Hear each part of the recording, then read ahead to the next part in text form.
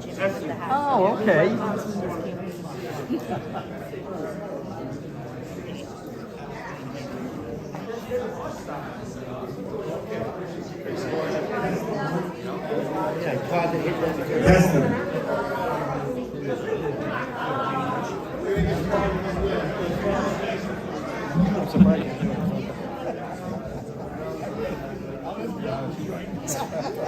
Good evening. Will you all please rise, join the Pledge of Allegiance?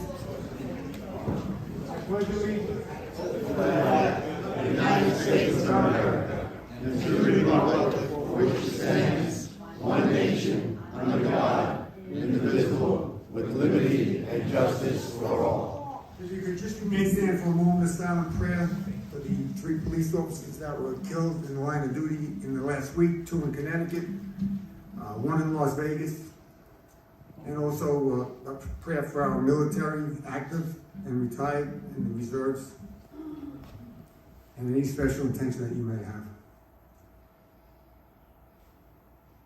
Thank you very much. Please be seated. I'd like to welcome you to the monthly meeting of the Spencer Estates Civic Association. At this point, it gives me great pleasure to bring up our Vice President George, who will this meeting.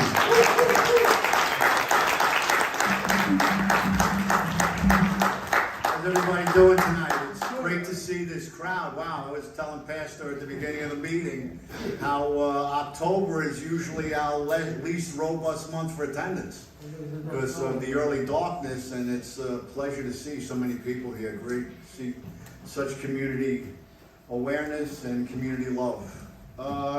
Just some quick announcement for those interested. This Saturday, October 22nd at Orchard Beach, there is a e-waste event, 10 to 4. You want to get rid of any household chemicals, electronics, not appliances, even prescription medications, or even needles if they're in sharps containers. Feel free to get rid of those burdensome things that have been sort of a little pest for people in the household. But anyway, tonight we're having another Meet the Candidate event, and I want to thank Pastor Dave and Pastor Matt in the back for allowing us to use this beautiful venue. And give it up for them. And give a hand to President Karina. Al Karina is a friend, mentor. This guy's got like more awards in his closet than I have socks in my drawer. I mean, this guy is just amazing. He's a great steward of the community, and he's been a great teacher over the years, and I owe a lot to him, and so does this community. So thank you, Al. Appreciate it. All right, let's not get carried away. I'm only kidding. But anyway, tonight we have candidates, big election year, 2022 election. And we have candidates from the 82nd Assembly, and that's current Assemblyman Michael Benedetto. And we have challenger John Greaney. And for the 34th Senate District, we have actually an open slot because Senator Biaggi's seat is empty, it's vacant. And our two people vying for this position, we have in the front there, Nathalia Fernandez, she's current Assembly woman for the 80th AD. And did I see Samantha? Samantha Zherka, there she is, Samantha. And as far as the 14th Council District, we have one of the contestants here, and that is Tina Forte.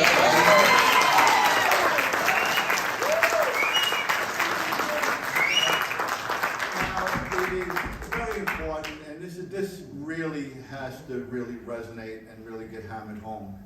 And I mean this with all sincerity. I mean, this venue here is very, very, very sacred to our community because Pastor Dave rescued us. We were thrown out of the Knights of Columbus when it shuttered. So I mean, this community is kind of small, and there's not many places to hold events of this nature. There's not even many venues that are willing to let us hold events of this nature, being it is sort of a political event. So the thing that I really need to hammer home is that this has to be a forum of decorum tonight. That's what it has to be. It totally has to be a forum of decorum. And there's going to be sets of rules, from the gallery. All right, look, no yelling, no screaming. There's going to be a Q&A. This is how it's going to work. Each candidate's going to get up, do a little 5-minute presentation, about themselves, maybe touch on some policies they have. Then there's going to be a little Q&A, approximately 15 minutes long. No candidate's going to be up here more than 20 minutes. That's how it works. Same rules for everyone, plain and simple, fair and just. And that's the way it is. Everybody has their voice, and their voice should be heard, and it should be heard with respectful ears, okay? And respectful ears meaning that we don't have disrespectful mouths. That's how it works. Plain and simple. Because we're looking to host a lot more of these events in the upcoming months and even upcoming years. Because our relationship with Pastor Dave and the church and Pastor Matt has been really, really incredible. And we don't want to do anything to breach that friendship and breach the trust that we have with them. So, going forward, we're going to start in a minute. And the way that it's going to work is Assemblyman Benedetto is going to speak first. Okay, and then he's going to be followed by John Greaney. Then Samantha Zherka is going to speak, followed by Nathalia Fernandez. And then last will be Tina Forte. That's how it works, and that's going to be the lineup. And like I said, 5-minute presentation or thereabouts, and 15-minute Q&A. Now, in the Q&A, I just want to stress something that's important. We got to realize that we have city, we have state, and we have federal. With you questioning, please stay in the lane of the office. I mean, if something goes out of the boundaries of that lane, I'm going to just say, look, that's not a question that is appropriate for that office. Please, we move on. In the Q&A, ask a question, it's fine. But if you want to debate the candidate, then I suggest you get petitions, you go out yourself, and then you can debate him or her anytime you want. Because it's not a debate here. This is a Q&A and a respectful Q&A. And, we've held 2 of these events in the past, and they've gone off without a hitch, and I expect that to be that case tonight. All right, so let's get the ball rolling, and it is my pleasure to bring up Assemblyman Michael Benedetto. Mike, please. It's a pleasure. Thank you, George. Thank you, everybody, for being here, and Pastor Dave, thank you for us letting you use your hall. And George, well said. I mean, it just seems that over the more current years, there has been a rather uncivilized, uncivil dialogue in politics, and really, what should be? It should be a civil dialogue of people talking and vetting out problems, and you have disagreements, just settle them by talking. And that has always been my way. There's been a bad tendency in some, from what I see, local politicians who run for office without first proving that they have a commitment to the community they want to serve. Did they belong to local community groups like the Spencer Estates Civic Association and other such organizations? Did they belong to the local community board? Were they active in other civic activities? And all too often, no, they haven't. They just run. And that's their right to run, but they also have to be judged on what they did and prove to the people that they want to work for their community. That's what I've done all my life. Okay, I've lived in this community all my life. I taught in this community. As a matter of fact, many of the people right here tonight, you might taught your students years ago at OLA. And I belong to community organizations like the Community Planning Board and numerous other organizations before I decided I think I've proved myself here, shown what my worth, and I ran for office. And I've been serving this community in the State Assembly. And I think I've shown my commitment in the State Assembly and what I've been doing for the community ever since then. That's why I that's why I've introduced laws like the Rodman's Neck bill that I have in the State Assembly right now, which hopefully will pass, and maybe we can get some controls, okay, and some water testing that goes on at Rodman's Neck that you listen to all the time. Okay, that's why I was there when we had the Vincent Avenue, when they were having flooding going on because their seawall had this integrated. And we worked and we got the seawall to be reinstalled up there. Up in Albany, I have fulfilled a dream of mine. I've been a teacher all my life. I taught for 35 years, first Our Lady of the Assumption School, and then the public schools, okay? And a special ed teacher for a large period of that time. And now in Albany, my job, okay, is head of the State Assembly Education Committee. Okay, and in that regard, I'm proud to say that we have been able to supply more money than we ever have for the education of our children. Okay, and that has filtered down to the schools, and we hope they use it well, all the districts in the state of New York. Okay, I want to continue what I've been doing for all of these years. I want to continue to serve you and all the other communities in my district and work hard. And I'm very proud that I have a serviceable district office right near our post office on Tremont Avenue, and I have another one in Co-op City, which is also part of my district. I'm one of the few assembly people who are allowed to have 2 offices, okay? And those offices are there to do constituent service, and I think we do.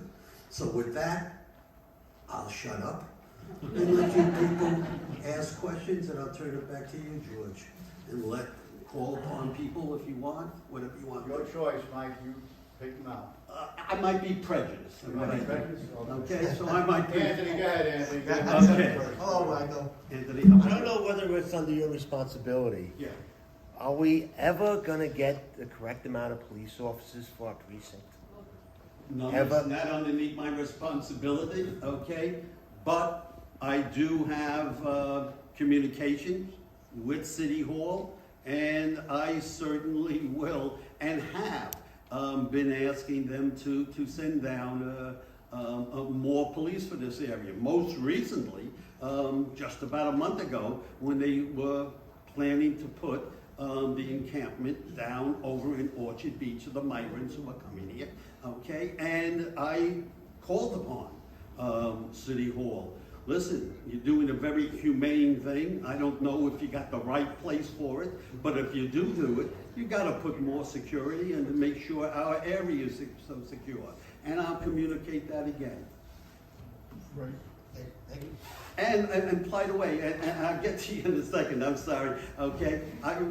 One of the things that I have been yelling about, and maybe a whole bunch of you have been yelling about it too, okay? The things that aggravate me, okay, so much, are the minor infractions that you see every single day that goes on out there, okay? Things like those scooters, okay, the e-bikes and so on. God bless them. I mean, I don't mind them. They are a wonderful thing, and it's the way the world is going, okay? We've got to do something, though, to make sure those people are safe. But most of all, we got to make sure they're keeping us safe, okay? They're lawless. They're going through red lights down one-way streets, on the sidewalks, and so on. And I'm a little spry guy, but I get a little nervous when I see some of these things whizzing by me. There's got to be an enforcement mechanism, a separate maybe enforcement mechanism to control that, okay? And just as I say that, we have police coming in here.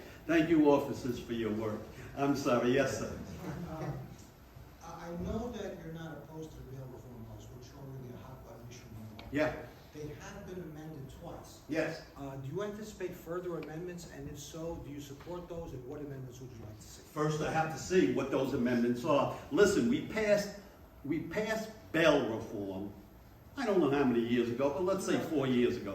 3 years ago, we passed bail reform. And I was a supporter, and I'm very proud of that.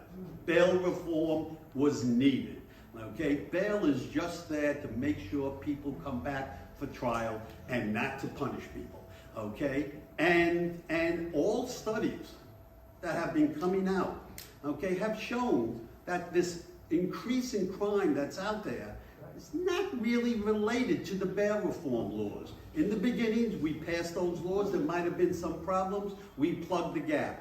There might have been some problems. We plugged the gap again, okay?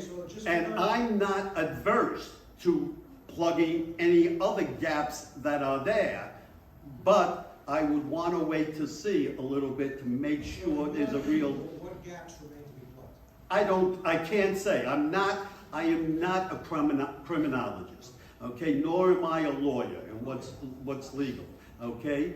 And certainly there will be those who will say, okay, well, this gap has to be closed and that gap's got to be closed, and I certainly will listen to that as I have in the past. But first I want to have them explain it to me and show me that there has been a direct correlation here. Okay, thank you. Yes, sir. Okay, I'm not sure what the status of it is now, but I do know for a few months, maybe more than a year, there's been battening about Albany, a bill concerning sovereign immunity of police officers. And perhaps it's other public servants also. Do you have a position on changing the present law of immunity for such public servants?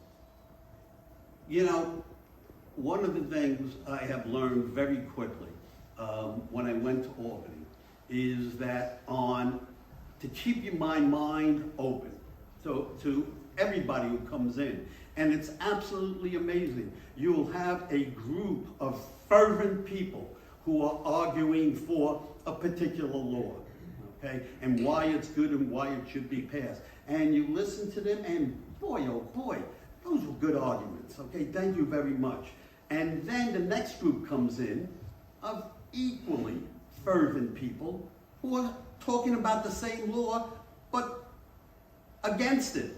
And boy, they have wonderful arguments, okay? And so, yes, you always would say, Mom always told you, there's two sides to every story, and there really is. I've learned to listen. I've learned to try to be reasonable, and most importantly, try to be fair in making those determinations. So yes, I am open, and first I want to see what I'm voting on and whether it's going to be fair. Well, but there is a bill in committee, am I right? That I don't know. There certainly might be. You know, there are 10,000 or over 10,000 bills introduced in the state assembly every session, okay? And I'm hard put to say what is there and what isn't there in many, many cases. So they very well may be. I'm just trying to understand, if you believe that any police misconduct which occurs in other public service, you think that is a matter of their limited proneness to being sued. Do you think that's a real issue? It's an issue. It's an issue I will listen to. But, let's take a police officer. Police officer is out there, okay? And a police officer should be given certain guarantees that he's fairly safe to do things without the penalty of being sued and whatnot. So that's a fine line you're doing, going there. Yet they can't be immune, not right? Nobody's immune to laws, even though some people seem to think they are. But no person is immune to laws, and that has to be taken into consideration. And that's exactly what I mean when I talk about you listen and you try to be fair in the end. Yes, sir. If no person is immune to the law, how come do you still support Black Lives Matter and their voting and so on and so forth that went on in 2020? I'm not saying this is a gotcha question. This is No, I'm not taking it as a gotcha question. This is just a question. I mean, is it equal justice under the law that you're talking about everyone is susceptible to the law? How come they're not being prosecuted? So on and so forth. I'm going to interrupt that one because you see that is crossing sort of the state boundary into the city boundary. The city laws would be the jurisdiction for something like that. That's not, no, it's not a state law. It's not a state question. It's not a state question. It's not an appropriate question for somebody running for assembly nor somebody running for senate. If we had our council person here, we had our attorney general here, it would be fine. But I'm just saying, it's crossing the highway lane that I described in the beginning. Listen, I'm not gonna debate with you. Next question. Yes, sir. You spoke very eloquently and you sound very sincere. I never speak eloquently. Sincere maybe, but not eloquently. I'm gonna ask you about your question. Yeah. Okay? Sure. Can you understand, like, to most people in this room, how when you say that you voted for bail reform, Yeah. it seems like if you read any of these hot button issues on here, it seems like that every local politician is voting for, if you're gay, transsexual, homeless, if you're a former prisoner, I mean, why is nobody voting or care about the hardworking homeowner? All of these issues has to do with people that Clarification, what is your exact question? I understand what you're Why saying. are these hot button issues are only going to people outside of the normal hardworking American? Why are no issues, what are our Let me issues? throw back at you. Why would you say that, for instance, you mentioned a gay person? Why wouldn't you include a gay person in being a normal American, an average American? He happens to be gay, Because it's a okay? hot button issue. No, it's not a hot button issue Where being. are the laws passed for the homeowner who's trying to protect his property value and his family? And we try to do that. If you have a question specific to a specific thing, please feel free to ask it, because I kind of know where you're going with this, and I get it, I really do. But we're not gonna have a debate between you and the assembly. No, I'm not looking to I debate, understand. I'm just saying. If you have a question, put it in a question form, he'll answer it properly. If it's not to your satisfaction, then you don't vote.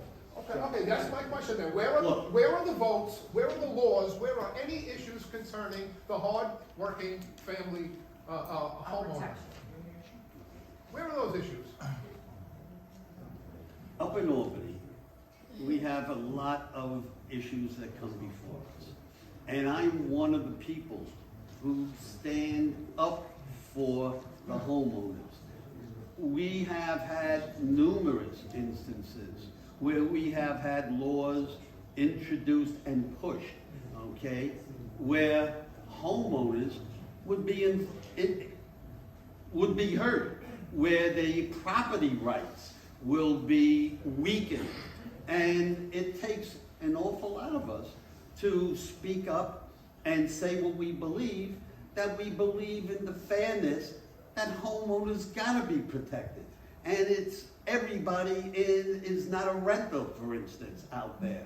And so there's a lot of issues that come on up to do that.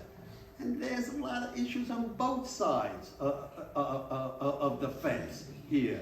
And we try to be fair to all of them, sir. And I've always looked out for the communities, Can I just always. piggyback on that question? When you talk about homeowners and renters, Yeah. what can we do about squatters?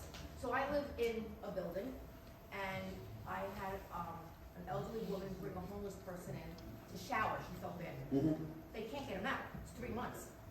Her family has her in a nursing home because she can't go home. Now he brings all these homeless people into an apartment.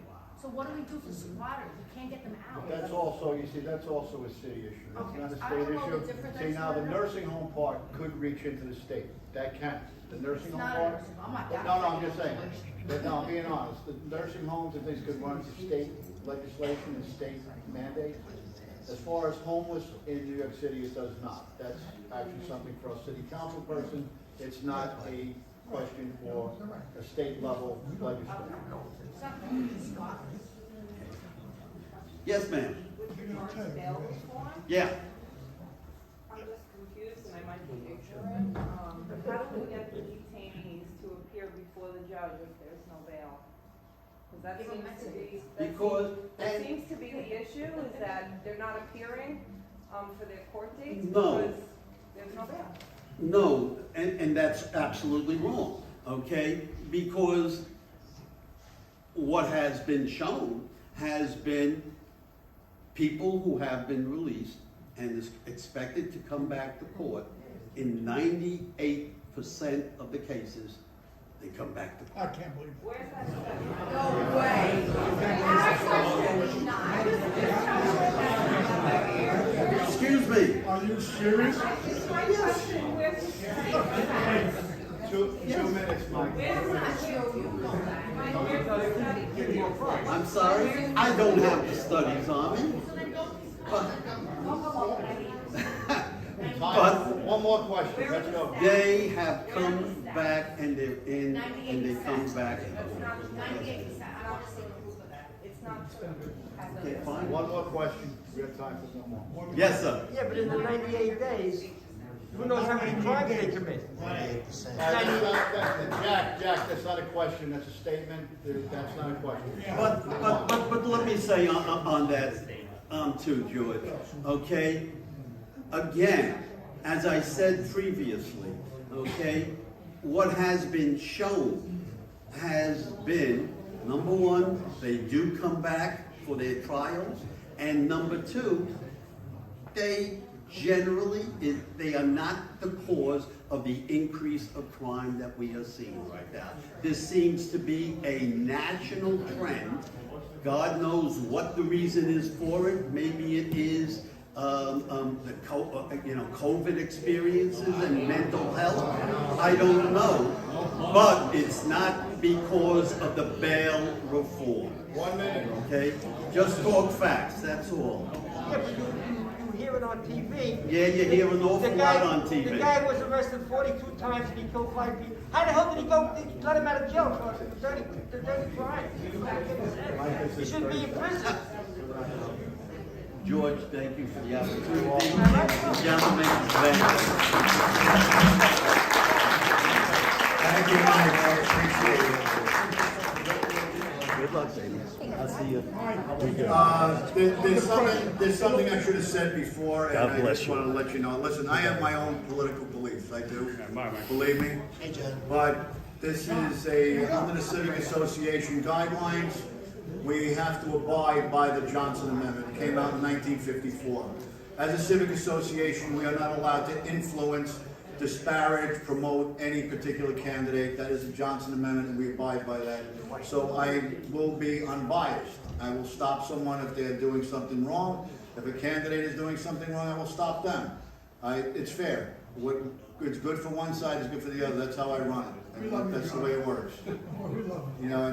So I just want to let you know, we are bound by the Johnson Amendment because we are a 501c3, and we take it seriously. All right?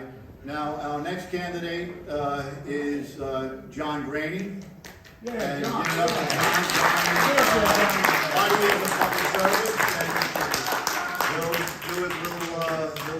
do a little bio on himself. It's a little lengthy for me, so he'll take care of it. Thank you, George. Thank you, Al, for all of you. Who's John Greaney, for those that don't know me? Eldest of 13 children. Wow. Yes, wow. Bronx Irish Catholic. Oh, I knew that. That was Forte. All right. After the military service, I was in the U.S. Air Force. Following the military, I joined the staff of Governor U.L. Carey back in 1977. Second day on the job, 1977, July, I remember it well. Blackout, New York City. Came to New York City, cowboy boots, blue jeans, and long hair. Anti-crime in the 40th precinct, Alexandria Avenue. From there, I continued 10 years for state service, working my way through the ranks. Got to the Commerce Action Team, statewide jurisdiction, all about job creation, job development, small business, business retention in New York. Something that we're failing greatly now in New York again. Then I joined staff of Borough President Forte for 5 years. Freddie hired me on to rebuild the Bronx. Back in the day, the housing on the Coast Bronx was vacant, window shades in the windows. What do we do? How do we fix the Bronx? How do we make it good? How do we make it great? Did that for 5 years.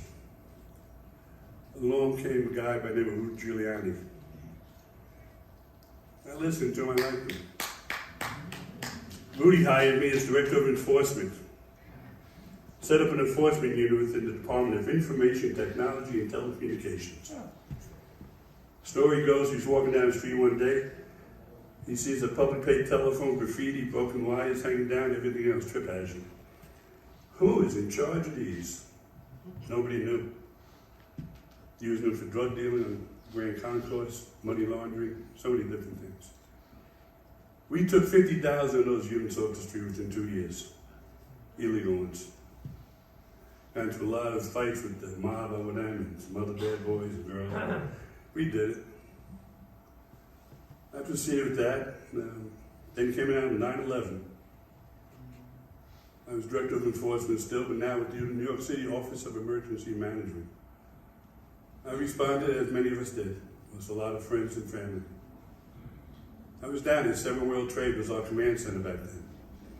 It was the 3rd building to go down. 10 months I worked in that pile. Continued with OEM, 2011. 9/11 issues started hitting me, kept on swinging. But then I had to step back, take care of a couple of health issues.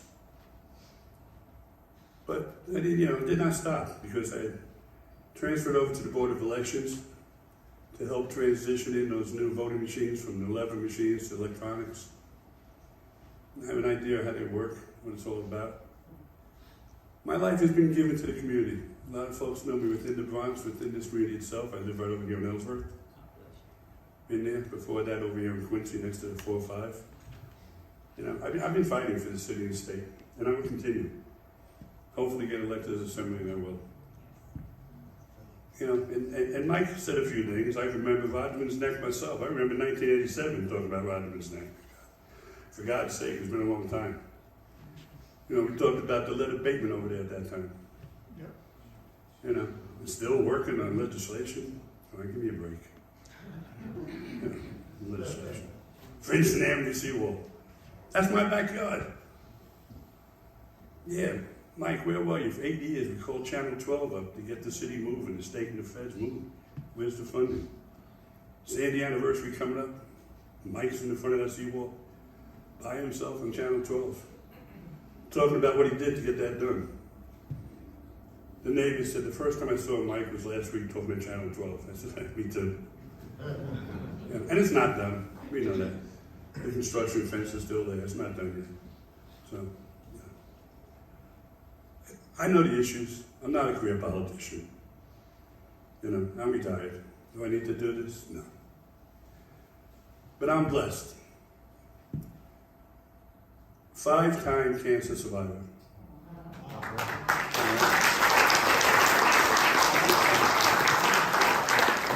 My wife says to me, why are you doing this? The grandkids say, why are you doing this? Because I'm blessed. I'm blessed with the family and friends, and I got a lot more to give. What's going to happen when you win? I go to Albany. I'm going to push for term limits.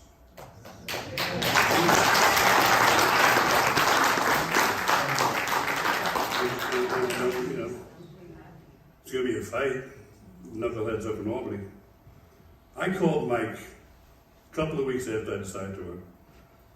I said, Mike, I'm going to run for the Senate against you. All right. Why? It's not against you, Mike, personally. It's against the policies that you're backing in Albany.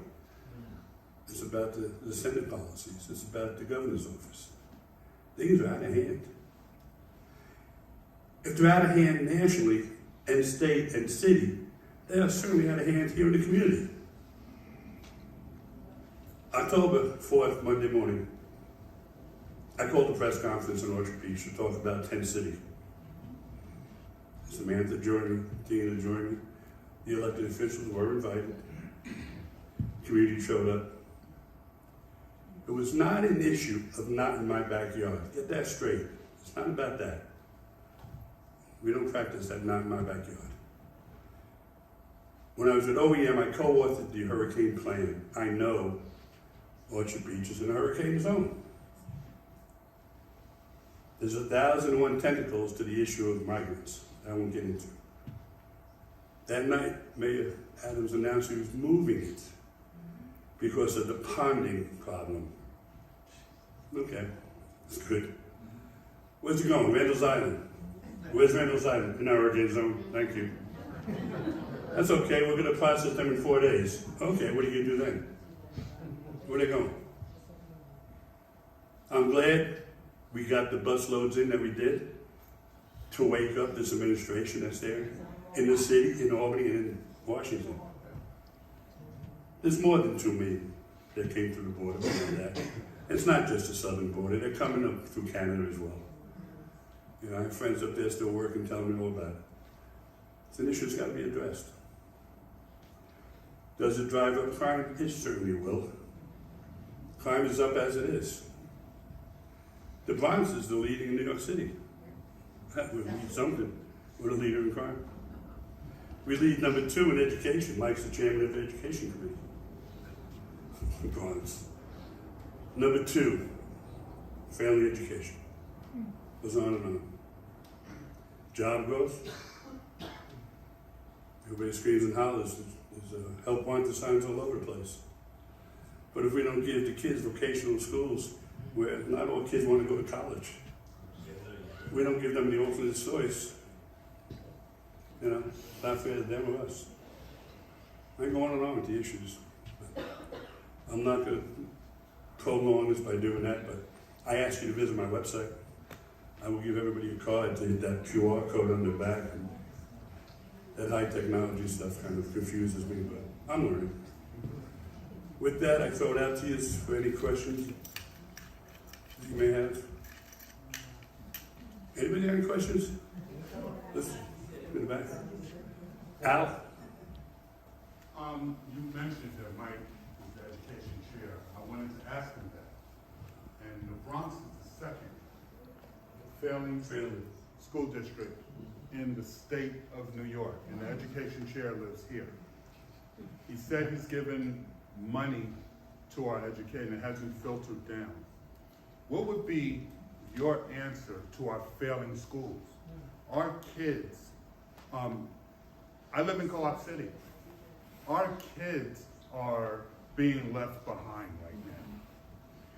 Their alternative is... Give us a question. Okay, their alternative is school or gangs. What about the vocational schools and vocational trainings? What would be your plan to help our kids? It's going to be a multifaceted plan. Education's got so many branches.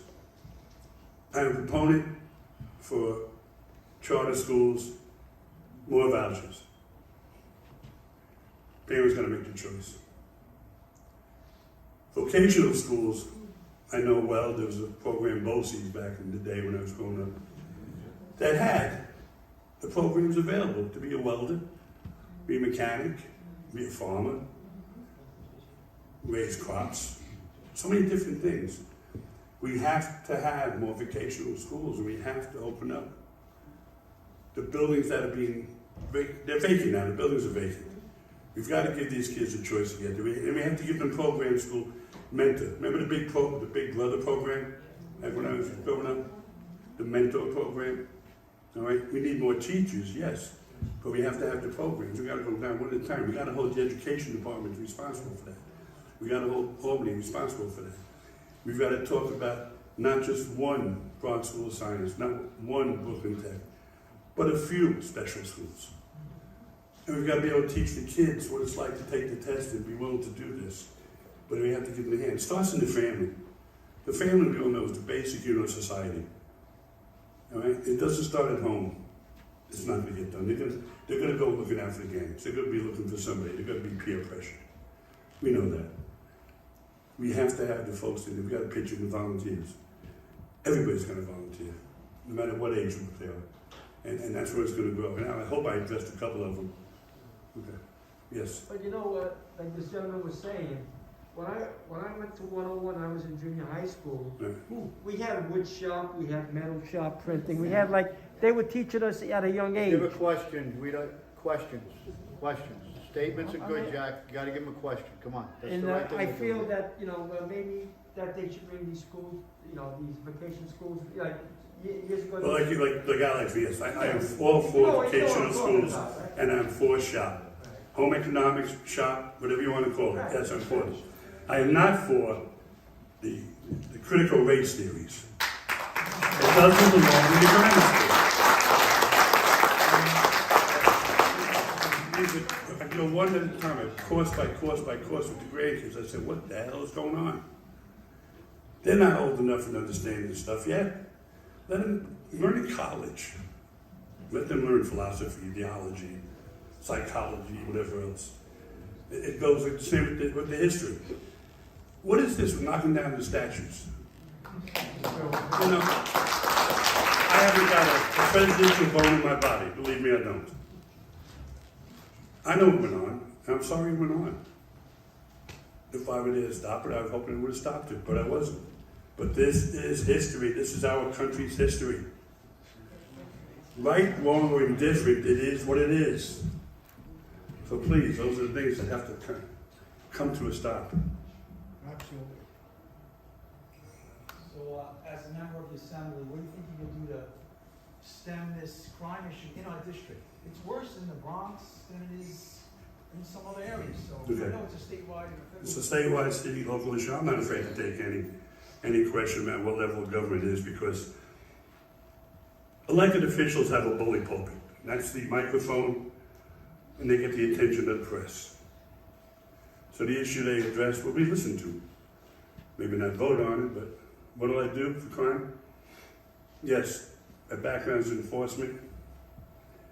We got to fully fund the police department, not defund it. We have to look at alternate sources of support from federal agencies and state agencies, whether it be ATF, Alcohol, Tobacco and Firearms, DEA, Drug Enforcement, whatever they are, alphabet soup. We have the MTA. It's run by the state. We got city cops going into the MTA, into the subways. We're hoping the city cops control the turnstile, because that's where you control everything. You can hand out some desk appearance tickets or stop, question, and frisk. We got to go back to that. It really does work. Fund them. Give them funding. Look for alternate sources. Support. After 9/11, everybody helped us. State troopers were here in the Bronx. I welcome them back. The MTA, hey, you know what? Let's get a hold of the National Guard. Let's have the governor ask the National Guard to come in and go into the subways, the military police. Let them walk around side by side with the local cops. Why not? I got no problem with that. I don't think my kids, my grandkids, or any of your kids have a problem with that. They can go to school safely, they're going to go. So many things to do, but it's an uphill battle. You know, it's controlled by the Democratic Party. Governor's House, Assembly, State Senate. I will be a voice, believe me. You know, but if you want your voice heard, you got to vote. I want to be your voice up there, believe me. And I won't fight it. Okay. Do you think is there any future for blue collar and manufacturing employment in the Bronx specifically?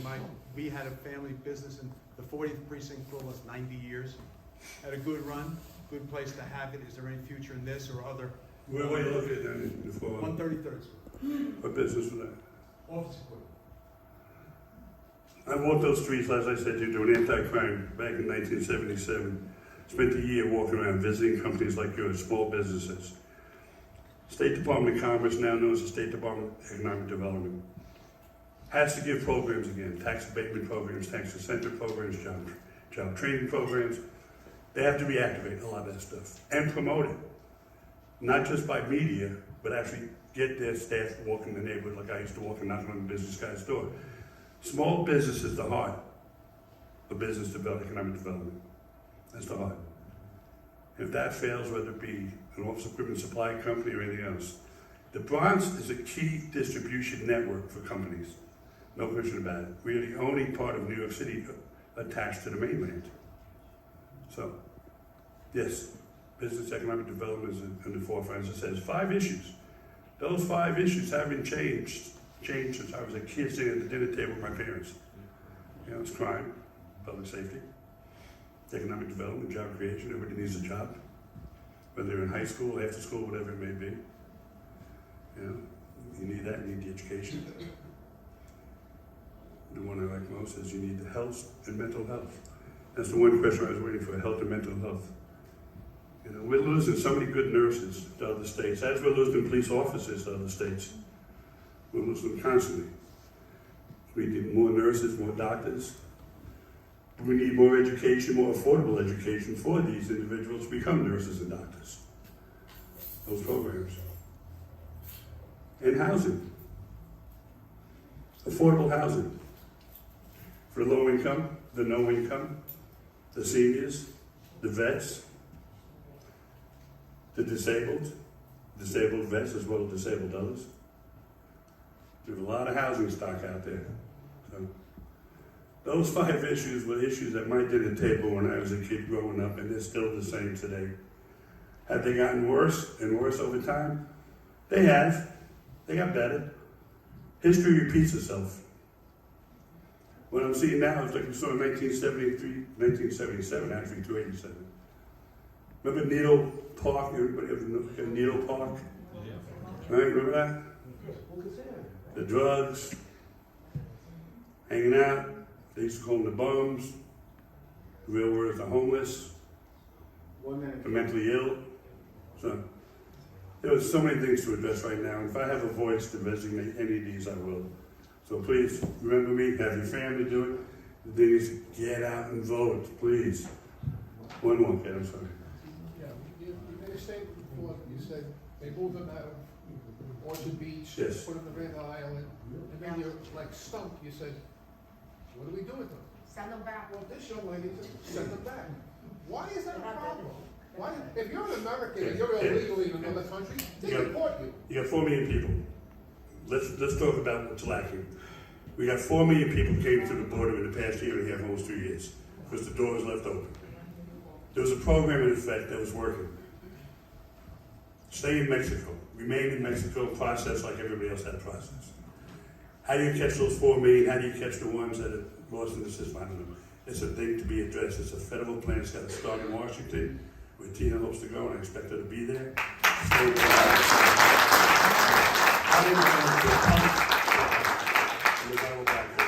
And I will try to give ideas. Fine. Thank you so much.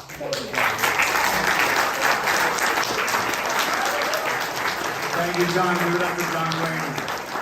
John touched on something very important. You know, early voting does start October 29th and runs through November 6th. And election day, the traditional election day is November 8th. And for those of you in Spencer Estate, our election district is 023, AD District 82, and our polling place is the Villa Maria.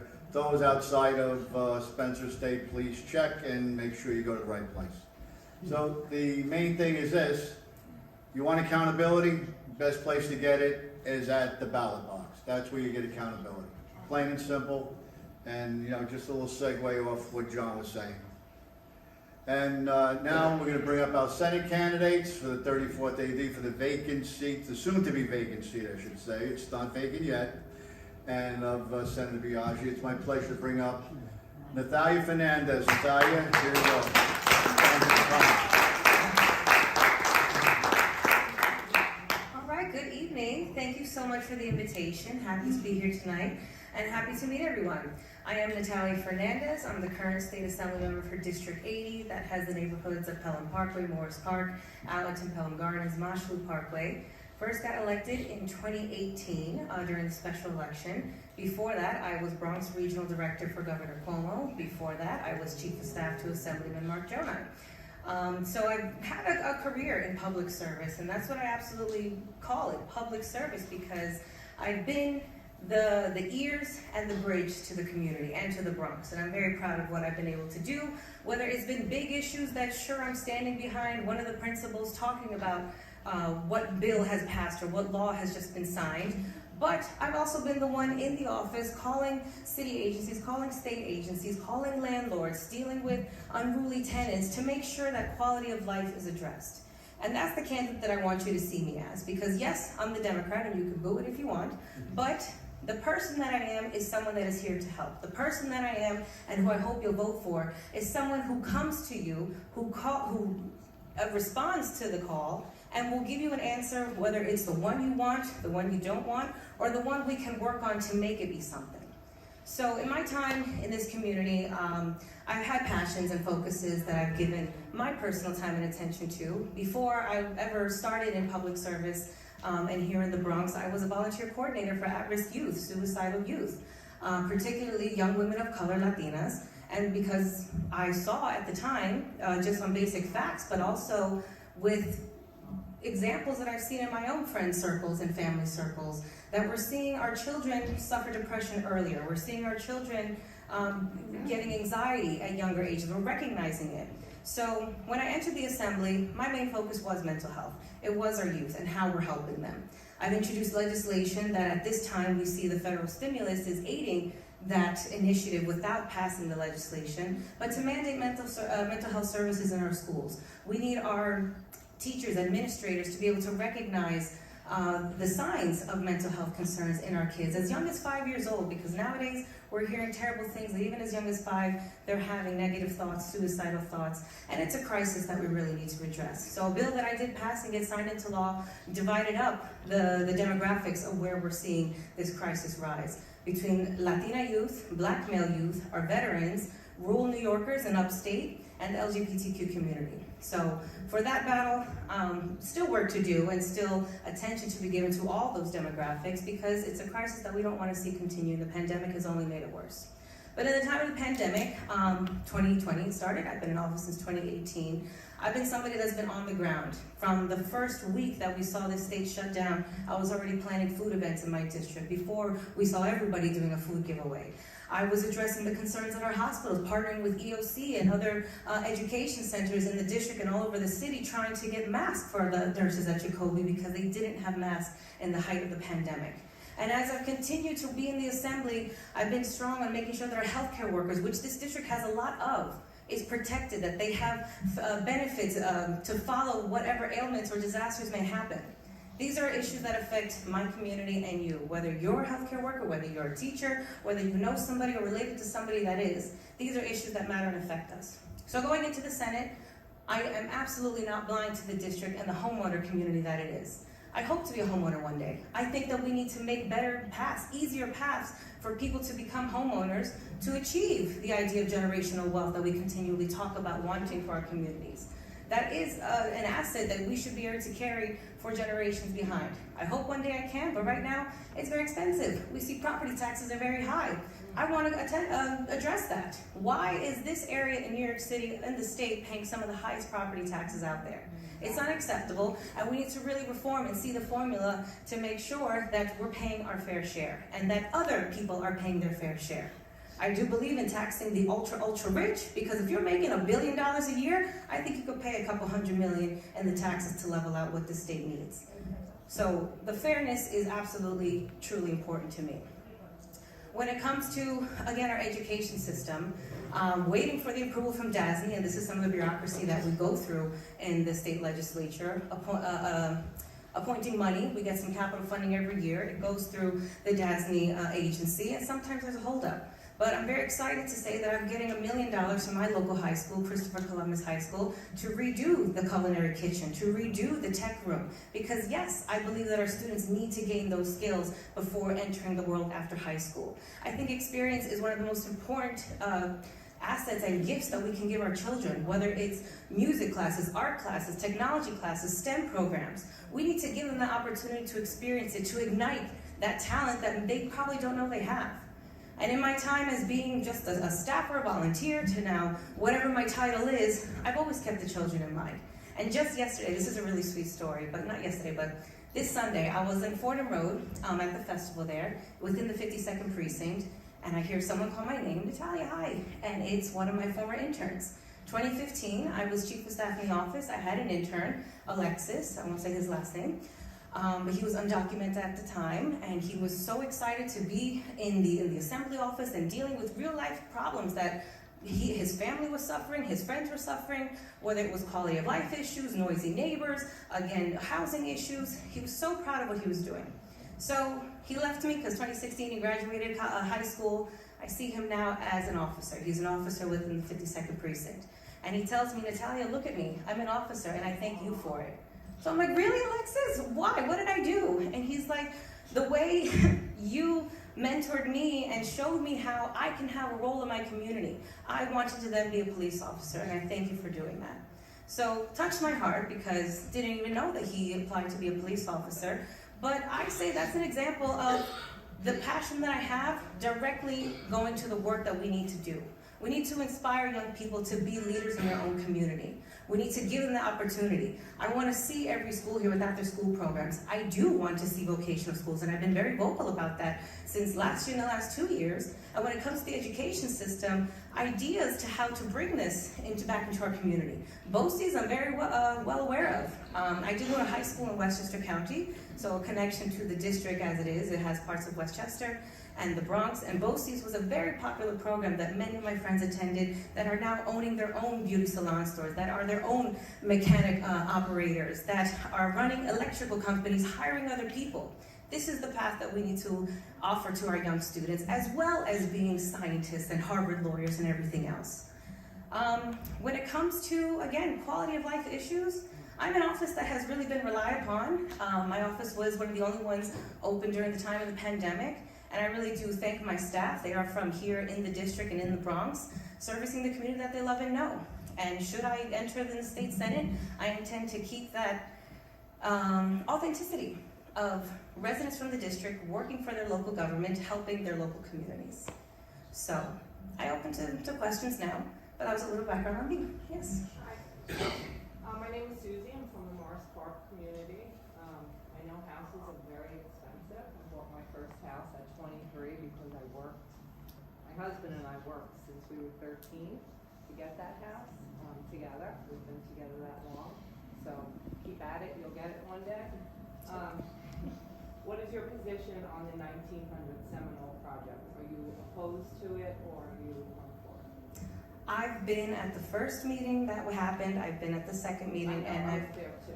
all right, well, I said it before on the record that I'm opposed to it. I'm opposed at how Jacoby didn't properly, tell us about the project at a better time, earlier time. I'd also like to say that the community found out about that project, thank you, Jacoby, because one of our neighbors put up banners on the site. That's how we all found out about it. We probably still wouldn't know about it if that were the case. So we just want to know what your position was on that. Okay. And you oppose it. Again, I don't have a voting position on it. That I is just want to know what your personal position was on that. Okay, thank you. Thank you. Yes, more or less a variation of the question asked Assemblyman Benedetto. I'm aware of Assemblyman Benedetto's position on the bail reform laws. I believe I'm also aware of Mr. Greaney's position and Ms. Zherka's position. I don't know what your position is. So, I mean, this is an issue that divided many people in New York State, and especially New York City. Do you support repeal of the bail reform laws? And if you don't support repeal of the bail reform laws, would you like to see them amended further beyond the 2 amendments that have already been enacted? And if so, amended in what way? Well, I too did vote for the bail reform law. It was a very popular issue in the other side of my assembly district. One of my residents is Akeem Browder, the brother of Khalif Browder, who is the basis as to why bail reform became such an issue. Khalif Browder, we know his story. He was accused of stealing a backpack, and because of that accusation, he knew he was innocent. He did not want to take a guilty plea. He had to go into jail for bail that he couldn't post. We saw the torture that he went through, the slow justice system that didn't see him in court, dismissed his case numerous times, and ultimately he committed suicide. So that opened up the conversation. Wasn't that more a defect of the speed trials? It could be, but it's still the essence of the issue that he was poor, he could not afford the $500 bail, and was forced to sit in Rikers Island until his case came up. So people should not be criminalized for being poor. I could have committed the same crime and I could have went home because I could have paid, but some people don't. And the problem is that we have seen for generations how the concept of bail has been used to criminalize poverty, and also, not used, but it's been a result. It resulted in families being broken apart. The number of fathers who have been accused going to, even turning themselves in, couldn't post bail, then being stuck in jail. What happens now? The bread provider of the family is not able to work, feed the family, the kids probably go to, anything can happen. There's been numerous stories of how this has not been helpful to communities. Now, am I open to changing it, amending it? I have been, because as I said, let's see the facts. And I welcome everyone to look at timesunion.com. It's an Albany newspaper, and this has been one of the papers that actually does have the statistics from our police files to show that 98% of people are coming back. Now that's 98% and probably 100,000 people who have been arrested.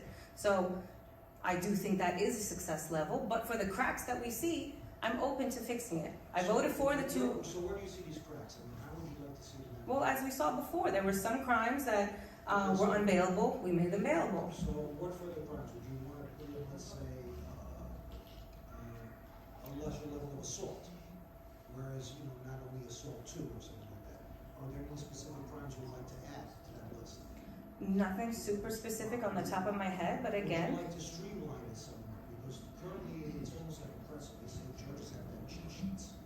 Because they really don't. Well, that's a whole nother conversation about our judges. We do elect judges, so as much as we have forums about candidates like me, I truly believe we should have forums on our judges that are on the ballot. Because we've caught some judges not applying the law correctly. The man who was wielding the axe in McDonald's, he got charged for like 4th-degree assault. He should have got charged for murder. You were wielding an axe in McDonald's. So why didn't that judge properly charge that man?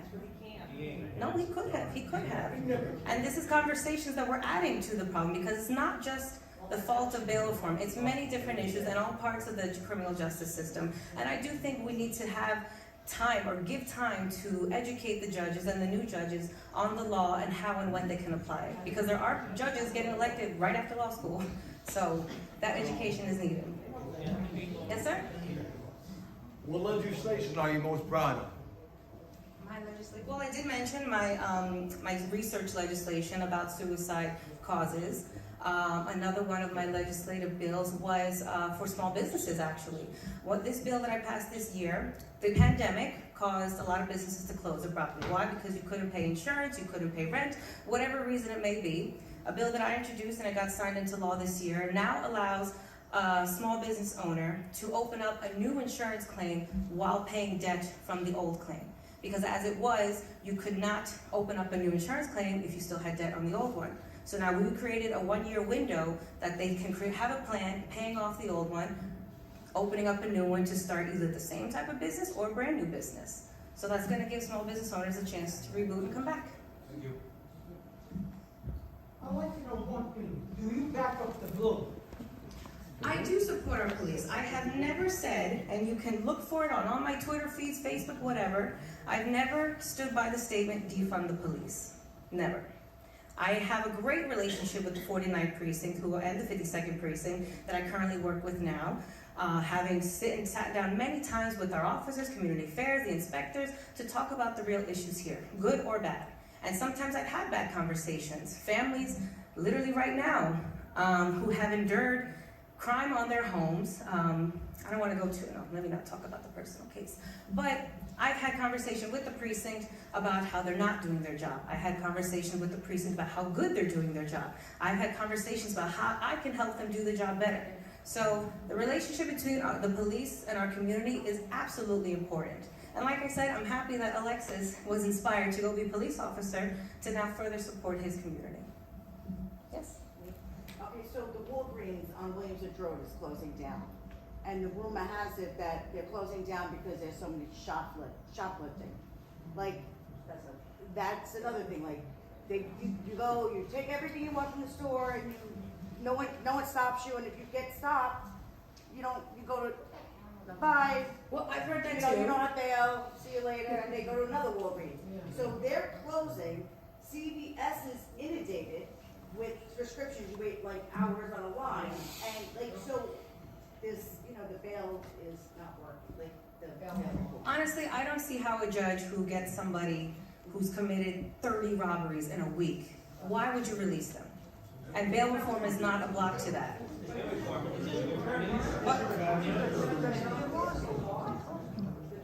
bound to the law. money? They're not bound to it. Judges interpret the law and administer charges and actions based on how the law can be interpreted. Yes, ma'am? So, this is a connection to Susie's question. What have you done to back us for, and I know you don't vote on this, but you are the voice of our community, and we don't feel, I've heard you say back flip-floppy type of answers to the question, do you back the 1900 project? What have you done to, just like Marjorie Velasquez flipped on Throg's neck, how do we know that She's that's done. not gonna happen with you? Because I've heard different answers. But what different answer have I said? I wanna know what you have done for our community in relation to the 1900 project. So, alright, so from day one, when that sign went up and it had my office on the billboard, call me, even though it was a city issue, I immediately sought answers. So from day one, I called the mayor's office, I called Health and Hospitals, I called Community Board 11, Marjorie's office, and the borough president's office. Sit in this meeting, let's learn what the hell's going on. Because this was new to me at the time. So, in those conversations, they explained the project, they explained the process. I brought then all the information to the community board, who has not been getting response from the council member, I think, and tried to get answers for the immediate questions that I was getting. So I know that I was on News 12 with Fortune Society, but because the biggest concern that I was hearing at that moment was that they were going to break the wall. So I wanted to know right away, this is not a plan, what is the plan, we're not breaking the wall. I tried to affirm what we didn't know at the time. So, excuse me? Yes, they're not planning to break the wall. But they're still planning to bring those. You said they don't plan to break the law, that doesn't mean they're not going to. No, but again, all this needs to be determined in language. So again, they're saying it, and I'm telling you what they told me, but when the process comes and that lease is written and presented to the city council, at worst, let's make sure that those words are in that this is not what's gonna happen. We don't care about the law. We don't. Okay, I know we don't, that was just an example. We don't care about the law. Next question. Yes? I got a real fast question. You said before that the kid with the backpack got arrested, committed suicide in jail, so we had to stop. No, saying- stop. He did not commit suicide in jail. He Oh. committed suicide in his home. Okay, but you said they had to rethink the bail laws. Okay, well, let me ask you a question. The man was arrested for sexually assaulting a woman one night, was taken to prison, was released, was taken to jail, 4 hours later, released, and raped another woman. So why doesn't everything stop right there and say, we have to rethink this bail reform? Why does that not as important? I don't know that specific case, but that man committed another crime and got arrested again. Then bail could have been. No. My question is, why does the kid committing suicide makes us stop? All the courts stop. We have to do this. We have to rethink this. But when one of these guys is released and hurts somebody, nothing stops. That's correct. Why? That's correct. Why isn't it the other way around? It's always the good people that get hurt. It's never the bad people. Obviously, I don't want good people to get hurt. That's not what I'm standing here saying. It's happening. I know what's happening. I know. I'm a victim of crime too in this neighborhood. And not just in this neighborhood, in the Bronx. Like, this hits home too. So please don't think that I'm just oblivious to what is happening in our neighborhoods. Listen, everybody lies to us when they get up there. Right. They No, tell I us, sir. they tell us what they're gonna do. They say, yeah, I'm with you, I'm with you, I'm with you.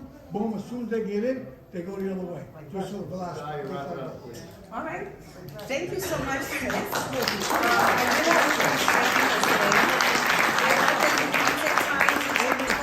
Get paid off because My door is always open. And George, thank you for the invite. We'll come back again.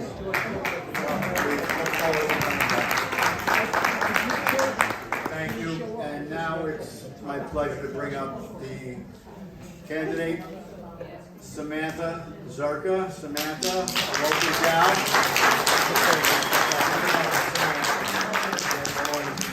Hello, everybody. Hello. I guess we heard from the people that speak from both sides of their mouth tonight, and now we're going to speak the truth. The truth is, nothing they've said tonight is the truth, okay? The fact of the matter is, we have situations here in New York that is a direct result of the bail reform, okay? 31% increase in crime, 10% increase in rape, and that is a direct result of the bail reform. They claim that it's because of whatever it was that she just said now, and I sympathize because I'm a mother who lost a child. So I do sympathize with that loss. But the fact of the matter is this: we're not going to take a single situation and make victims out of women, okay? Because women have been raped in broad daylight today on train platforms. Women are being assaulted. Senior citizens are being assaulted in their homes. They're fearful to leave their homes. Our community has been demoralized by way of this nonsensical bail reform nonsense. What that is party politics. And the reason why it's there is because we have a decade of a one-party rule in New York. And that has to change. That's what's going on here. We've heard tonight, they're all for educating our children. They're all for right now, right today, because we have an election. They're all for bringing vocational schools back. But for decades, they have been failing our children out of high school. They are the cause of why we have a vicious cycle of poverty in New York and in our inner cities. They fail out our students. We get $37 billion is allocated to our educational Department of Education. There's 1,850 public schools, okay? There's 1,060,000 students that are being educated, or the lack thereof, and $37,000 a year is being allocated to a non-education. Because what they do by the time they pay the bureaucrats and the slobs, during that process, pennies to the dollar goes to the school. That is why teachers are buying school supplies, okay? And that is why teachers are passing the students through without them even knowing how to read or write. So what we're going to do when we get to Albany is we're going to monitor, okay, very closely how this money is being funneled through the Department of Education system. Because no child in the state of New York, not a single one, should be failed out of a system that is only benefiting backroom dealers, the pork fat, whatever we want to call it, okay? And not benefit the child. Every child born in this country is entitled to touch the American dream with the tip of his finger, because we pay $37,000 for that. Meanwhile, students go to parochial schools. I pay $8,000 a year for my daughter. My daughter is 12 years old, and she's in 8th grade. Her vocabulary is bar none for a 12-year-old, okay? So how is it that a parochial school with an $8,000 tuition is excelling, the students are excelling? I tell you how, there's no bureaucrats there, okay? There's no bureaucrats. They talk, you gotta sort of catch, it's like almost playing tennis with the nonsense that they speak from both sides of their mouth. The truth of the matter is this, guys. Everything that they said here, we know this because we are no longer the sleeping giants. We have awoken, okay? We have awoken. What we need to do in our community is band together. Band together and never allow politicians that buy the turkey with your tax dollars and go and sort of give the free food. Free food giveaway. But it's with your tax dollars, everybody. It's with your tax dollars. They're giving you something for free when it's not for free. It's your money. They allocate budgets to accommodate the community, and all they do is come around when it's a new election cycle and they want to sell you a dream with a free turkey that you paid for, okay? Every one of you's paid for. We have to wake up, okay? We have to wake up, and every single day from this day forward, never lose sight of the lies and the manipulation that have taken us here.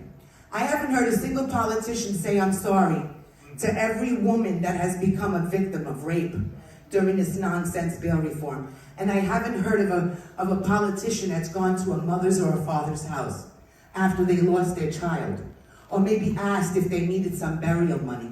I know I've paid a handful of parents' burial, okay, because parents can't afford it. I've paid it out of my pocket. But no politician has gone to knock on that door and say, I'm sorry for my nonsensical passing of a pathetic law that has now made innocents, law-abiding citizens, victims, all the while sympathizing with the criminal. I'm not going to be politically correct with it, okay? There are people at justice because they're criminals. And if you can't afford, to pay for a $500 bail, maybe you shouldn't commit the crime.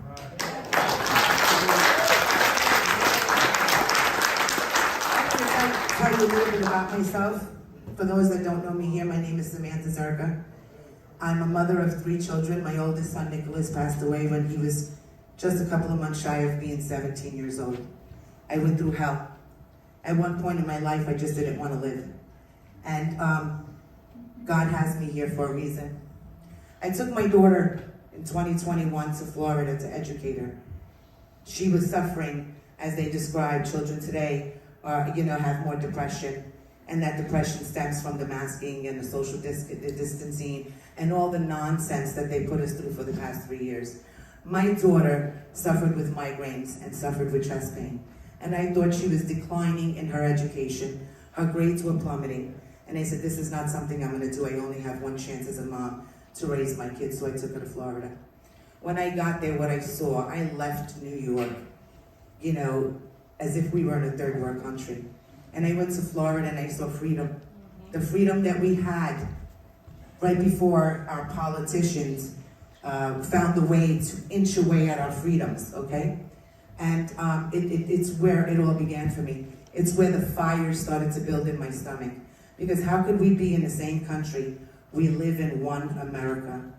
And yet, 2 states, only 2.5-hour airplane distance, and it was 2 separate worlds. They were living maskless in the schools. There was no mandates for vaccines. Nobody was fired in Florida for not vaccinating themselves. Here, people lost their jobs. The FDNY lost their jobs. Our poor police, they've been demoralized terribly, handcuffed, and been treated as if they're second-hand citizens, the same mothers and fathers and sisters and brothers and sons and daughters that step out of their house every single day to protect us. Our current politicians have made them the villains. And it is about time we stop the vilifying of the good people of our community and vilify those that have been lying to us, manipulating every single thing that they speak about. They bring up 1900 Seminole Avenue and say, I didn't know this or I don't know that. But, they did know. And it's been proven through foiling emails. We found out that the politician had just said that she didn't know, absolutely knew months in advance. So this is all underhanded stuff. The most I can say to everyone is this. We are, whether we're Republican, Democrat, Independent, Conservative, we are people and we're God's people, okay? We're not of government. Government is of the people. And this year, we start to make that difference. So I say to everyone, band together as brother and sister because they've done enough of that too. Dividing us by color, dividing us by race. If we don't want an upzoning in our neighborhood because of infrastructure issues, we don't want the upzoning in our neighborhood because we have an overcrowded public school system that is already failing our children. We don't want it for many other reasons. They want to call us racist. They want to use this language that I say, guess what? Call us whatever you want. Just don't mess with our way of life, okay? This is our quality of life that people are talking about. What quality do we have? Everybody's running home. When it gets dark, people are taking the ferry. They're too scared to take the trains. Every day there's an incident on the train. How many times have we heard this past month a 15, 16, 17-year-old getting murdered?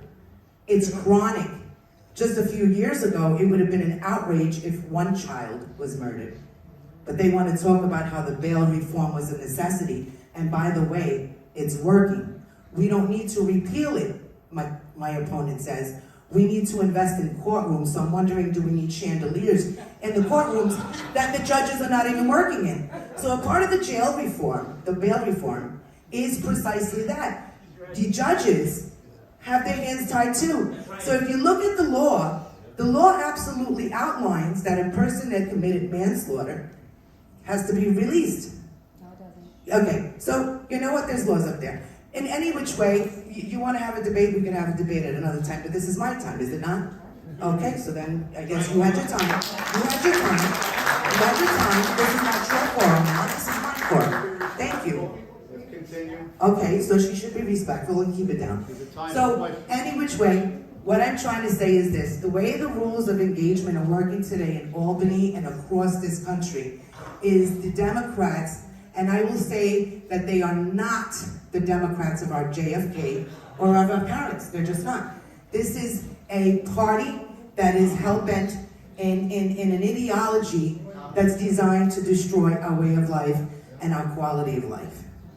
We are going to show them this November, when we take back our state. That's how it's going to work. We're taking it back anyway. We're taking it back and we're telling them no more. I'm going to be a mother when I head to Albany. And I promise you this, and I say this, the promise is going to be one that's going to be kept.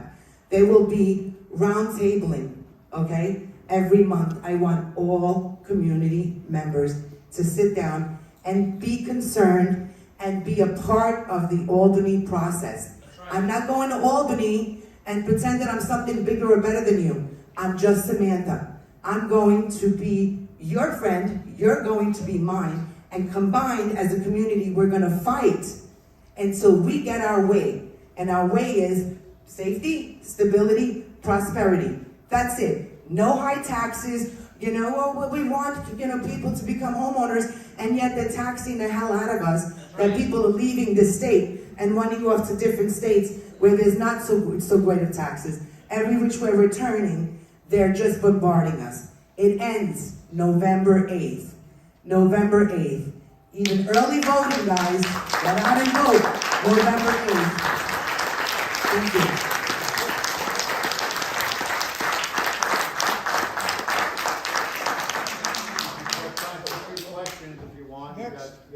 Take a few questions. Sure. Anybody have a question? Yes. How would you contrast your policies with that of Senator Biaggi?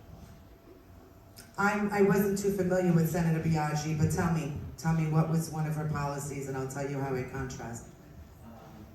Well, I mean, she's very much opposed to women's rights. Well, I'm a woman, and I do have a uterus.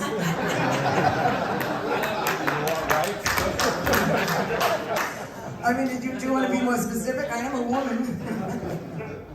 I have a 12-year-old daughter. So. Well, also, I mean, as far as your policy regarding quality of life and crime. I am a proponent to repeal the bail reform. Fund the police and bring them back the resources that they need to bring back safety to our communities and our streets. And most importantly, to, women are very vulnerable, okay? So I always bring them up, and just like the senior citizens, they're vulnerable. So they're always gonna be at the forefront of my mind, because I'm a woman and I understand my vulnerabilities. So when I say bring back funding to the police and all the resources that they need to keep us safe, that's what I mean. And that's what I'm gonna do. And I'll work tirelessly until it gets done. That's the promise that I make to the people.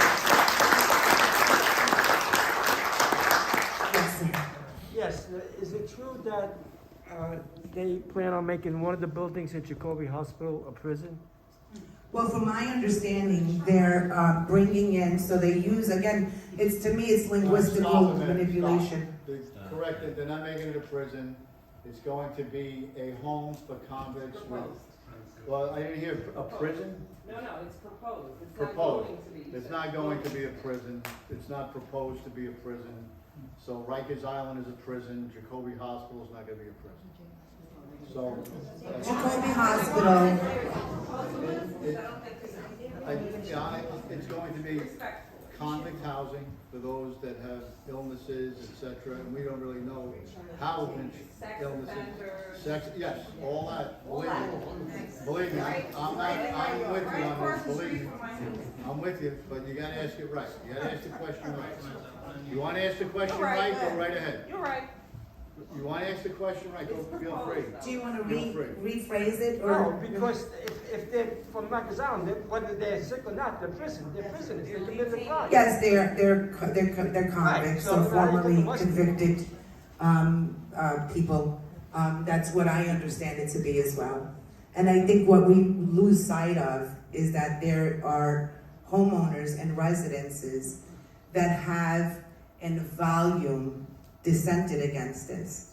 But our politicians are doing away, they're sort of tone deaf to the current residents and to the people who live in the community, and they're pushing things through, because to me, those are pet projects. There's something, look, I've been saying, foil the hell out of them. If there's a tax incentive, a single dollar in tax incentive that's going to any of these projects, you're entitled to this information. If you get 10,000 people foiling this information, God knows what sort of needle in a haystack we're gonna find. But nonetheless, we don't sit down to this nonsensical, manipulation of words. We stand up and we fight. And we get them out of office. November's the day. We yield the power at the tip of our finger, more greater than they have in all of them combined. And that's the day that we get to vote them out. That's what we do. We vote them out. Yeah, but at Rikers Island, don't they have a medical facility? They do. This is just some other agenda. We haven't gotten all the details yet, but we will with FOIA. We will get what we need with FOIA. How can... One more question. Do you have any kind of plan, if this proposal does go through, any plan for us to be able to protect ourselves? Are they gonna, is there any plan at all to help us if this plan goes through? Because we were told that the entrance is not gonna be on Seminole Avenue. So either they think prisoners are too stupid to walk around the corner, or they think we're too stupid to think that prisoners can walk around the corner. I know that there's an organization that's been formed right now, and it's called Mothers Against Seminole. And they're working very diligently. This is how it works. Band together as a community, 1,000, 2,000 of you, foil the documents. Request foils. You're going to find an abundance in there that you can use. It's through the Freedom of Information Act. They must provide it to you. Right now, they haven't responded to the single person who foiled because it's just one person. But 1,000 will make a big difference. You want to know what's really going on? Foil it, because here's how I see it. They want it on Jacoby Hospital's campus, and I'm not 100% sure, but this is my business mindset. They want it there because there it would be considered a hospital setting. You see, and with the hospital setting, they can pursue Medicare and Medicaid and bankrupt it, making a fortune for Fortune Society, everyone. Okay? So this is how we get away with it. This is how they get away with it. They use these great words, just home. And you see how it sounds really smooth, right? Fortune Society. It's a disaster. Okay. So anybody else have a question? Quick question. Yes, sir. I pay school taxes like just about everyone else here. I sent both my children to parochial school. Are you in favor for vouchers for parochial school? I am in favor of vouchers. I am in favor of trade schools and high schools. I'm in favor of vocational study. Trust me, we will end the vicious cycle of poverty. Poverty is one of the reasons why we do have crime. We kill the issue of poverty by bringing trades back to children in high school. We don't let them fail. Maybe they're not great in math. Maybe they have an issue in science. But then when they have a trade or a vocational study that's commensurate in credit that they may be excellent at, this is the route that they would take and become business owners, business owners, entrepreneurs sooner than later in life. Thank you so much, everybody.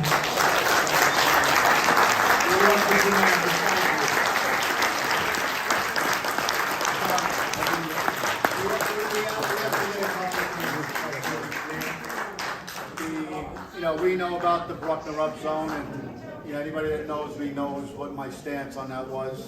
I mean, it's kind of clear. I think basically a lot of people know, so it's kind of the way it is. And my feelings and my sentiments are the same with 1900, and I've been fighting with that battle also. But we have to know, like I talked before about the highways and the lanes, there is not a state person that's going to help you with that because they don't have a vote. Plain and simple, they could advise you, they could put pressure on people, that is true, but they do not vote. That is a city council issue, plain and simple, and it's just my opinion here. I'm talking about policy. I actually think the Bruckner Up zone was actually an easier thing for the councilwoman to stop than the 1900. Simply, one is a public project, the other is on hospital grounds. You have a big battle with 1900, I can tell you that now. It's going to be a tough one, you know it, and we're going to be there alongside to fight with you, so you know it. So see that as you know. And for the record, we're touching on policy here, not on any particular candidate. Yes, Gene? You said it's state, but the Jacoby representative sitting here next to the Democrat candidate who works for Michael Benedetto. And they make nice together. Maybe we take a few minutes, since 1900 is a recurring question, but also there is a lawsuit that is coming down the pipe towards Jacoby for the property damage and losses that they're facing. So Well, it's an easy fight, and That it's can going to be be over addressed next in month. a different venue, and it's fine, and it's over, and that's not part of, it's not, Gene, respectfully, there's a meet the candidate night, the 1900 project and the Bruckner project are both city council issues, and you know that. They're both going to council, and they both need to get voted down in council. Misinformation, though, George. Natalia visited with Justice. That's fine, but it's Nata- state. Don't but say you she's know, Nathalia or any other state representative does not have a vote on this. You Hey, you got the money. I'm with you, but the bottom line, when it comes to defeating it, it's a vote that defeats it. That's the bottom It's a line. lawsuit that defeats But it. it's, If Jacoby gets all right, sued, it's gonna listen, defeat it. but before it gets to a lawsuit, it's a vote, and you know that. It's the step process, the same way we're gonna go through Bruckner, and there's probably possible litigation. That's the way it works, it's a process. But it'd be nice to have her on our side. It would be nice to have the world on our side. I agree with you. Listen, Advocating for the but we're not, community would be listen, positive. that's for another Not time. whispering You with the can Jacoby. have another town hall, you can have whatever you want. I'll even help you organize one, it's not a Feel problem. very cheated. And that's fine, but we have to stay on course here, we really do, honestly. I- We're diverging. We're diverging. No, that's fine, It's listen. just very They're passionate issues, passion brings emotion, emotion brings reaction. It's normal, it's fine, not a problem with it, really, as long as it's cool. You know, we just stay in the lane and it's fine. Another time, another venue, we address it, and we address it properly, we address it heartily, we do it robustly, we do it right, and we basically kick their ass. That's what we do. That's the end of the story. But anyway, moving forward, Jack, moving forward, I want to bring up our congressional candidate for the 14th Congressional District. It's my pleasure to bring up Tina Forte.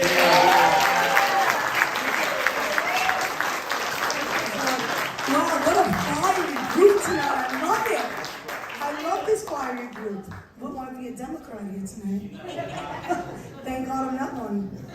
But anyway, about me, my name is Tina Forte, and I actually took notes on some of the things that people spoke about tonight, what John spoke about and what other candidates spoke about.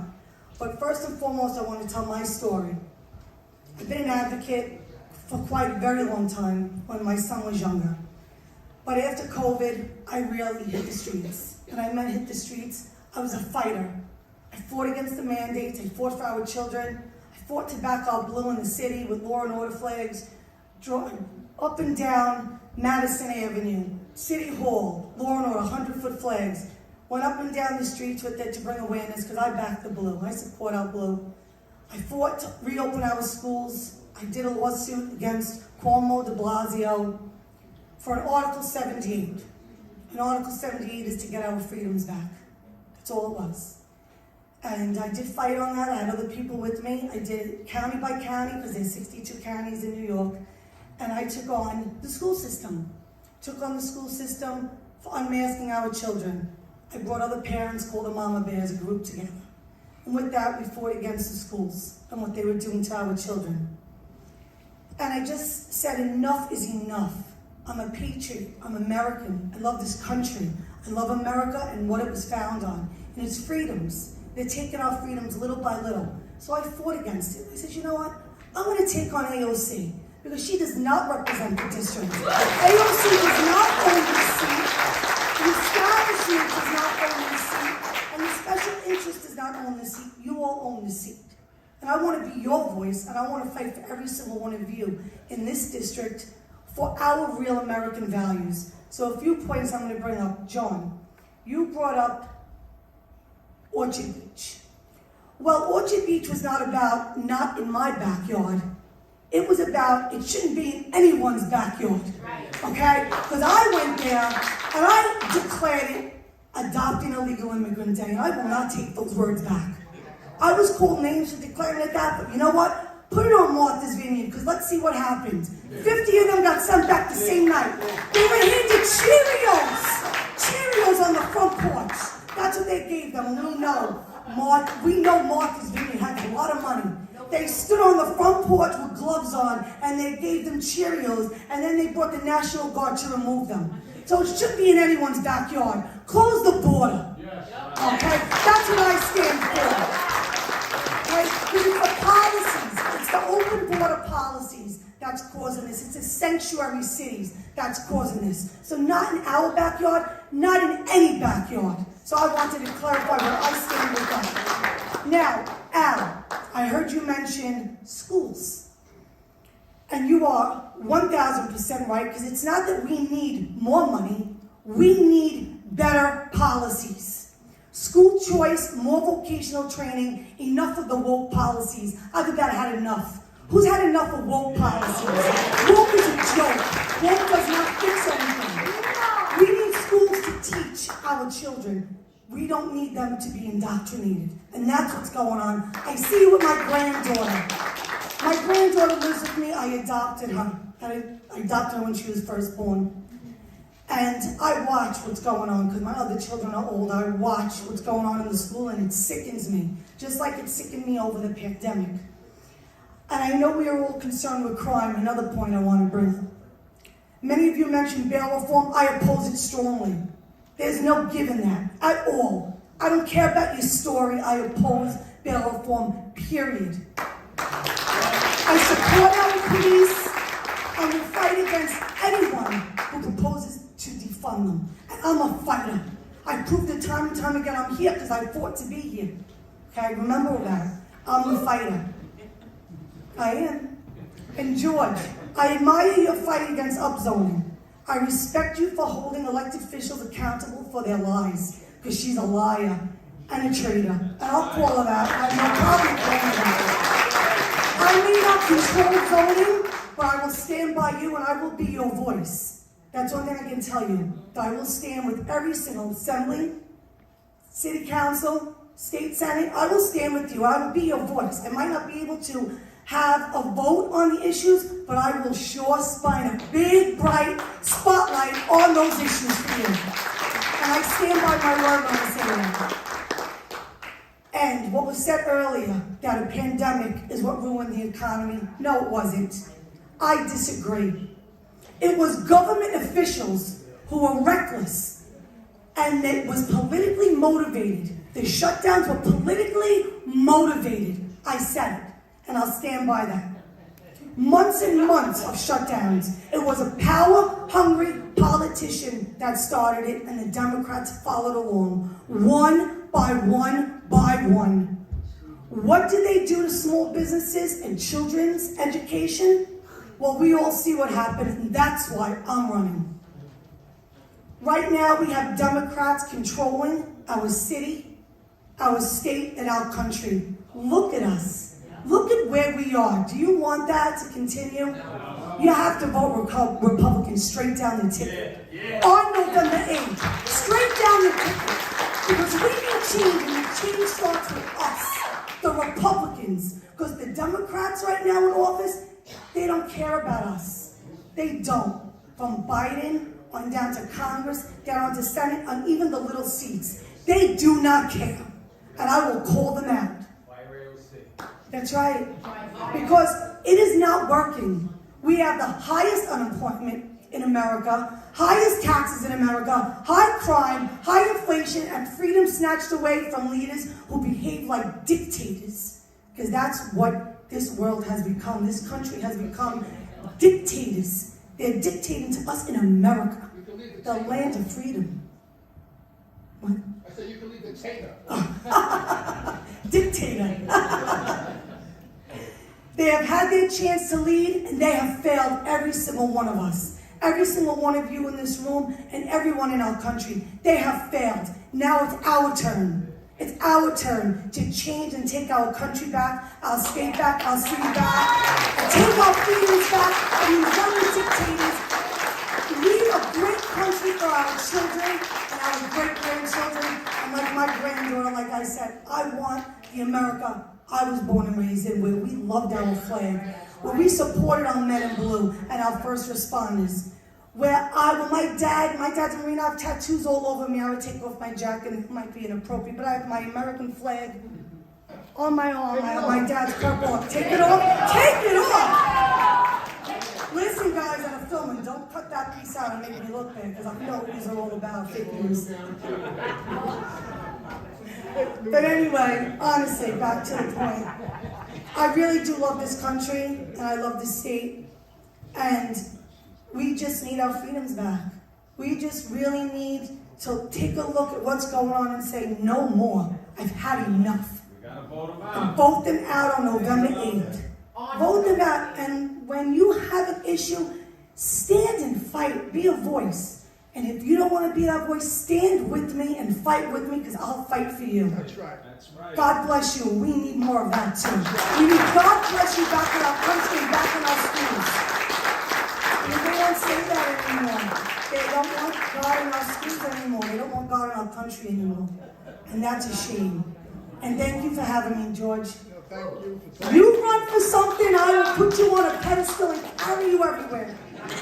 Just like I carried the veterans on a Spartan course. That I give you my word.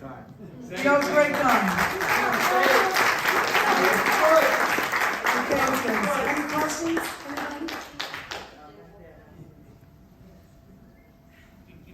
When you defeat your opponent, who is on November 8th, which I have no doubt you're going to do, Thank you. I don't know if anyone in the room knows, she's a multi-millionaire in a matter of 4 years. 29 million. Will you go to Congress How much? and ask for... 29 million, they say that she's Ask and I for- want term limits, and no one Your forensic should be audit. able to make money, whether it's family or not, off of inside trading or any of that they're doing. No one.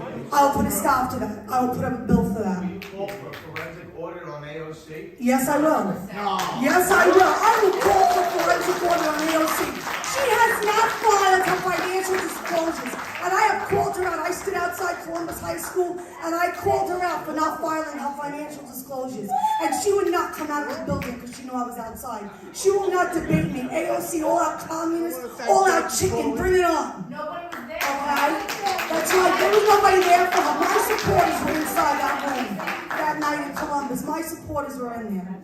They were wearing Tina 40 for Congress. They unveiled the flag. The flag drops that I'm known for. They opened up and asked AOC flag.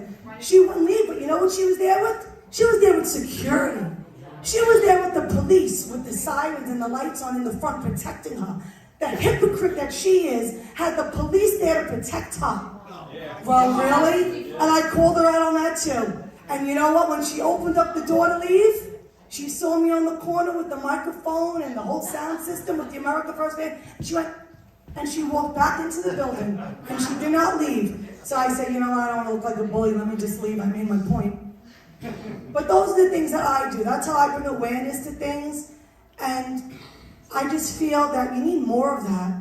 People are afraid now to step up and stand up. They're afraid to speak. They're afraid. Don't be afraid. You can't be afraid. It's freedom. You cannot be afraid. I am real. I'm real. And I will always fight the fight. I am nobody but myself. I stand here by I'd say I was interviewed in California, and someone says, "How do you do it every morning?" I said, "I wake up, I take a shower, I put on my thick skin, and I call it a day. Throw whatever you want at me, it won't stop me. I don't care what it is. You could attack me, you could attack my family. I don't care what you throw at me. I will never back down. I stand my ground." And I am pro-life. Like I said, I adopted my granddaughter. It is a long story, but I am pro-life also, for those of you that don't know. What's your position on the now upwards of $80 billion that we're sending to Ukraine?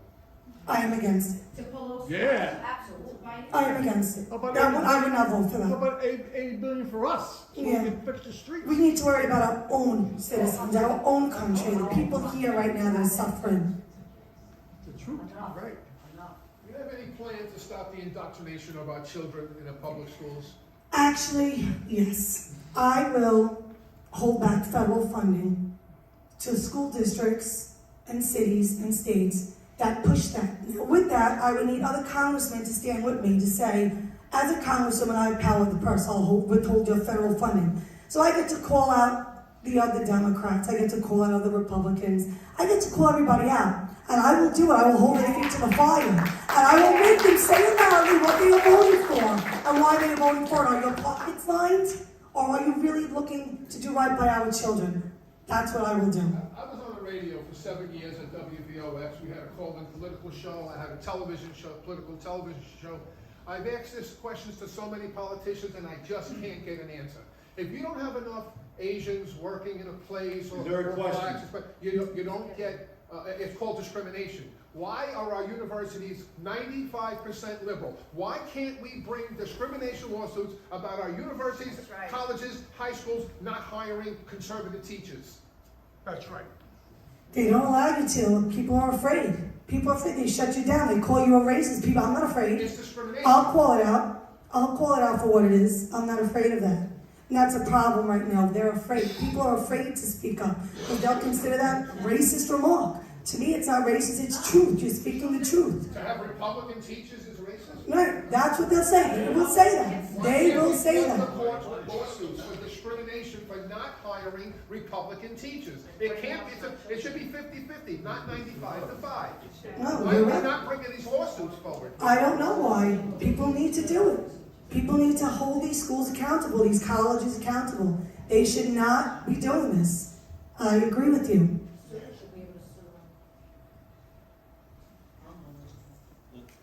What's more important, freedom or safety? Freedom.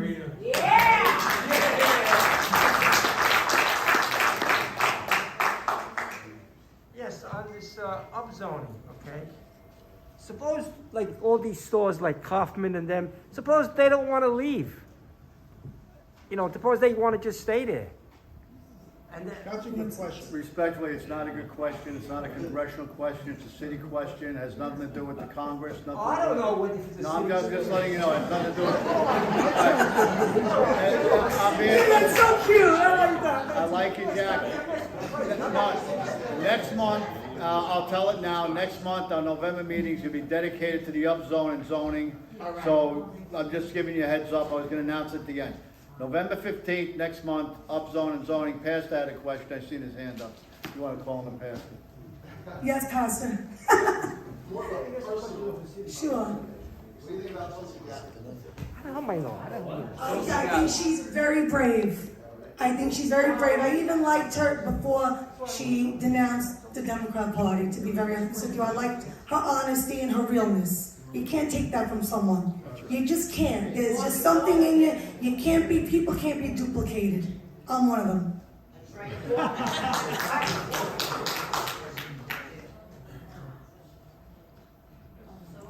Big Al's got correct. Tina, this district, I live in the 82nd Assembly District, which is now encompassed by you, or should I say AOC, right now. White Tina's. AOC has neglected this district the 2 years that she's been here. No field office here, no presence here, and God knows she hasn't even been to Co-op City, which is the largest district in the district. are you committed to this? And I'm asking this just because I want you to say it. Thank you. Because we've already had a sit down. Yes, we did. Are you committed to making sure that the other side sees you, and I'm talking about Queens, but ensuring that this district is taken care of and that you will be in Co-op City, you will be in Locust Point, you will be here, you will be seen in this district? I will be seen in every part of this district. That I promise you.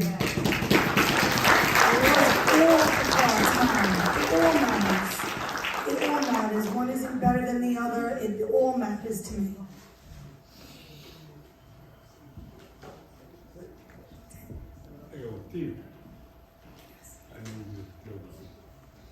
Yesterday, I guess the president announced that he was asking for volunteer federal employees to man the border to hand out food to illegal immigrants and bedding and whatnot. How are you going to call out AOC on that this week? How am I going to call an AOC on that this week? I'm going to call it right out on it. There you go. That is on, you know what? People came to City Islands with signs about me because I said adopt an illegal immigrant.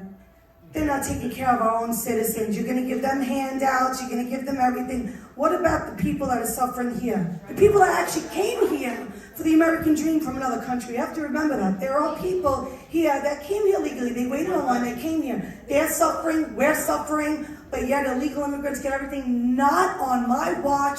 To the day I die, not on my watch. Not on my watch.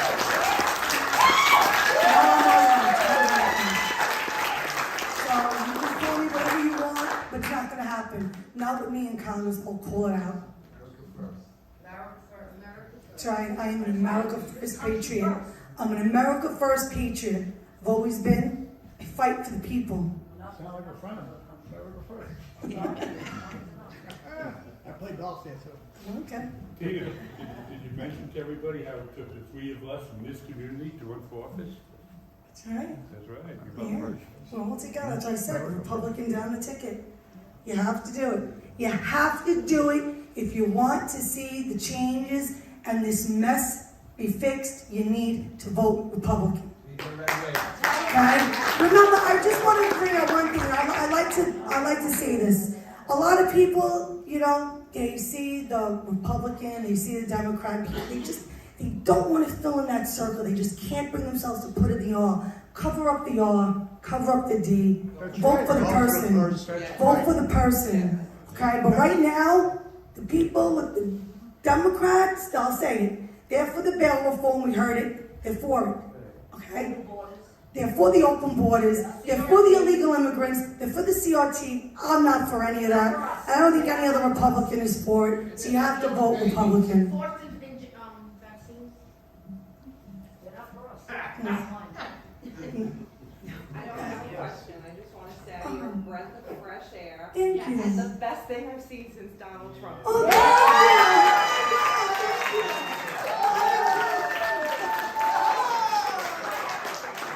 thank you, I appreciate that. Thank you. Good night, everyone. God bless you. Thank you for having me. Thank you, Tina. Before we leave, one of the most important parts of the night, 50-50 raffle. And there's $110 in the raffle, and who wants to draw the magic ticket? And here we go. Here we go.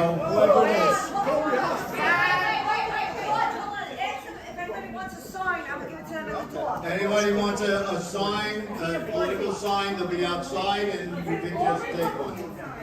The winning number is 587283. 587283. 587283, and there's the winner. There you go. Now, importantly, next month is a meeting that's going to be dedicated to the upzone and zoning, and that's going to be November 15th, right here. Spread the word now. We have to be thankful for what we have, and that's going to be the message.